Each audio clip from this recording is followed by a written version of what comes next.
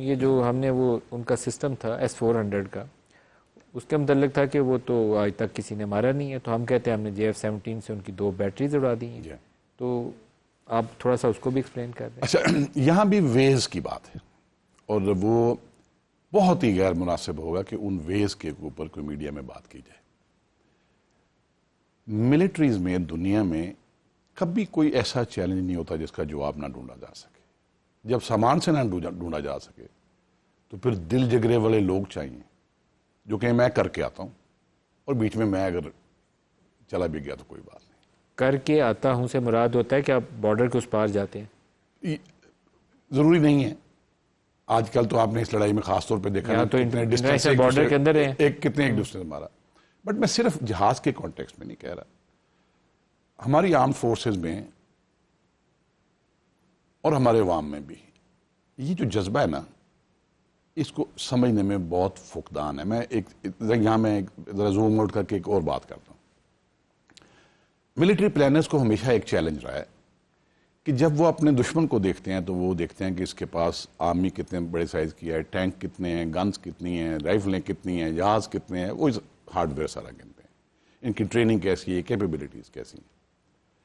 لیکن military planner سے اور ان کے پیچھے جو بڑی حکمت عملی بنا رہے ہیں، جو اسٹریٹجی بنا رہے ہیں، اکثر ایک بھول ہوتی ہے. وہ یہ بھول جاتے ہیں کہ جن لوگوں کو ہم انویڈ کرنے جا رہے ہیں وہ لوگ کون ہیں، اور وہ لوگ کیسے ہیں، ان کا کلچر کیا ہے، وہ ان کا ریزالو کیسا ہے. یہ اکثر بھول جاتے ہیں.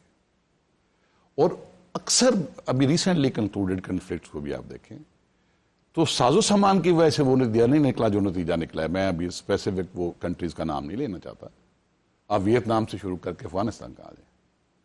وہ نتیجہ اس لیے نکلا ہے کہ وہ لوگ ایسے تھے جنہوں نے کہا کہ ہم کٹ مریں گے لیکن ڈیفینڈ کریں گے اپنے ملک. یہ بات صحیح ہے. ٹھیک. ابھی ویسٹرن میڈیا میں ایک جو النصر جہاں سے الفتح فائر ہو رہا ہے، وہاں سے لوگ ہمارے سیولین ساتھ بیٹھے ہوئے ہیں، اور وہ تصویر سارے میڈیا پہ آئی ہے، سب جگہ پہ. تو ویسٹرن میڈیا میں اور انڈیا کی طرف سے بھی بہت جگہ پہ یہ دکھا رہا ہے کہ یہ کیسی ڈسپلنڈ آرمی ہے، دیکھو ساتھ سیولین بیٹھے. اور وہ ٹھیک کہہ رہے ہیں. وہ ٹھیک اس لیے کہہ رہے ہیں کہ جب بھی توپ خانے یا میزائل کی جو بیٹریز ہیں جب کہیں فائر کرتی ہیں تو ان کے فائر کرنے والے لوگوں کو پتا ہوتا ہے کہ اب فوراً سی بی آئے گی. سی بی آتی ہے کاؤنٹر بمبارڈمنٹ. وہ لوکیشن فوراً ریویل ہو جاتی ہے، ابھی آئے گی. اور میں نے چیک بھی کیا کہ ان لوگوں کو انہوں نے کہا کہ یہ ہم فائر کرنے لگے ہیں تو اسے فائر آنا اسی جگہ پہ، آپ کا بھی نقصان ہوگا، آپ یہاں سے دور چلے جائیں، واپس گھروں میں چلے جائیں. تو نے کہا نہیں، ہم آپ کے ساتھ ہیں، آپ کو کچھ ہوا تو ہم ادھر ہیں آپ کے ساتھ. یہاں جذبہ یہی تھا سر. آپ نے دیکھا ایک بڑا ہی سپر سانک میزل، مجھے پتہ نہیں ایگزیکٹلی کون سا میزل تھا، جو نور خان بیس پہ گرا کے اس کے 15 منٹ بعد کیا تھا وہاں لوگ نیچے نعرے تکبیر کے نعرے لگا رہے تھے. وہ ٹائم کیا تھا جس میں نوجوان ہمارا جو ہوتا ہے، اپنی ذرا ینگ ایج کو یاد کریں ہماری، وہ ٹائم ہے جہاں نوجوان کو اتنی نیند آئی ہوتی ہے کہ اس کو گھر والے بھی اٹھایا چھوڑتا نہیں. سب نوجوان وہاں پہنچ گئے تھے، اور جو لوگ وہاں موجود تھے ان کو کہہ رہے تھے کہ میزائل آ رہے ہیں تو اب یہاں ہٹوں کر نہیں.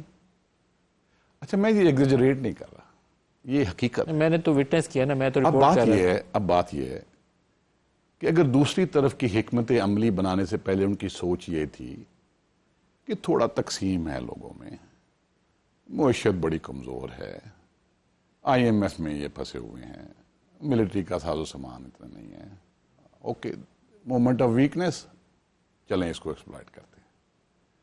انہوں نے رک کے یہ نہیں سوچا کہ ہم کن لوگوں کے سامنے جا رہے ہیں، کہ یہ وہ لوگ ہیں جب انڈیا پاکستان کا کرکٹ میچ ہو تو دن کو لڑائیاں ہو رہی ہوں، جلسے ہو رہی ہوں، الگ الگ جو مرضی ہو رہا ہے، شام کو انہوں نے سب نے پاکستان کے جھنڈے پکڑے ہوتے ہیں اور یک آواز ہوتے ہیں.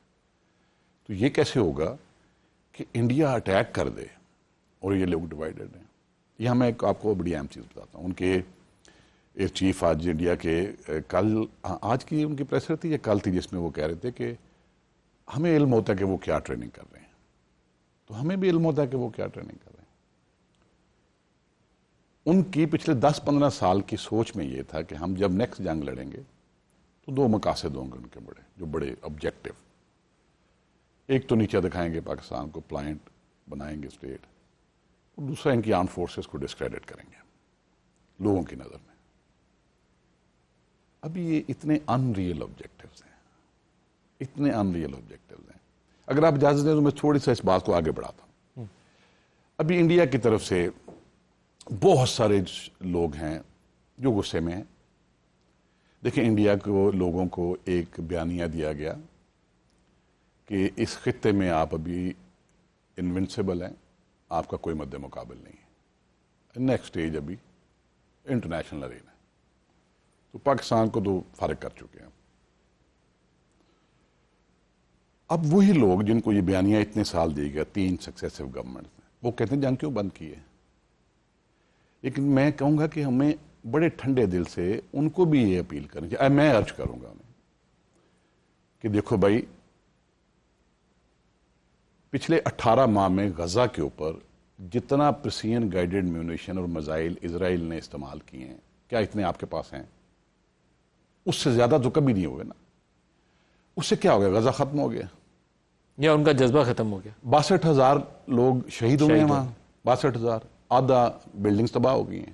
ٹھیک ہے, ابھی اتنے پریسیجن گائیڈڈ پی جی ایمز تو اور اتنے لیتھل میزائل تو آپ کے پاس نہیں ہیں.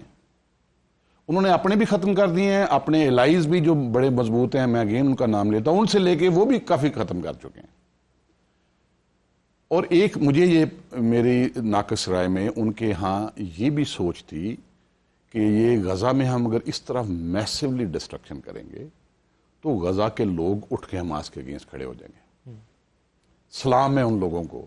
5 بندے کہیں آپ نے دیکھے ہیں کھڑے ہو کے حماس کے خلاف کوئی بات کر رہے ہیں؟ ان کا انویورنگ ریزالو. کوئی 5 بندے دکھا دے فوٹیج جو کہہ رہے ہوں کہ حماس کے ایکشن کی وجہ سے ہمارے ساتھ یہ ہو رہا ہے. اب ابھی جو باقی غزہ رہ گیا ہے, گاڈ فاربڈ اس سارے کو بھی آپ ختم کر دیں. ایک غزن فیملی جب تک رہے گی اب غزہ نہیں ختم کر سکتے. ٹرو. ٹھیک ہے. ٹرو.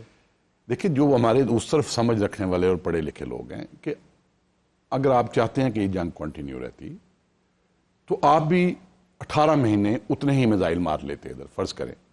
حالانکہ غزہ میں اتنے میزائلز اور ایمونیشن اس لیے مارے گئے کہ سامنے کوئی تھا ہی نہیں, وہاں کوئی عام میں تو نہیں تھے سامنے. 69 لوگ تھے جن کو مارتے رہے. تو یہاں تو آپ کو ہمیشہ جواب ملا ٹکا کے, اور وہ ملے گا بھی.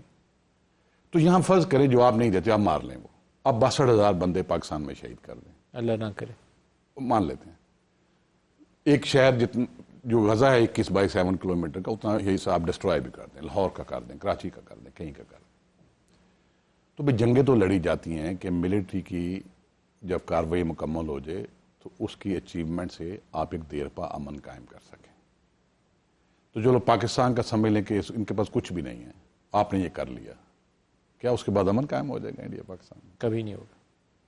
بریک ایک پاکستان جب تک ایک پاکستانی زندہ ہے, پاکستان بھی زندہ رہے گا, پاکستانیت بھی زندہ رہے گی. تو میں بھارت کے لوگوں کو یہ کہنا چاہوں گا کہ ٹھنڈے دل سے سوچیں, آپ پاکستان کا کچھ نہیں کر سکتے. اور اسی طرح ملیٹریلی نہ وہ پاکستان کو انڈو کر سکتے ہیں, نہ پاکستان انڈیا کو انڈو کر سکتے ہیں ملیٹری.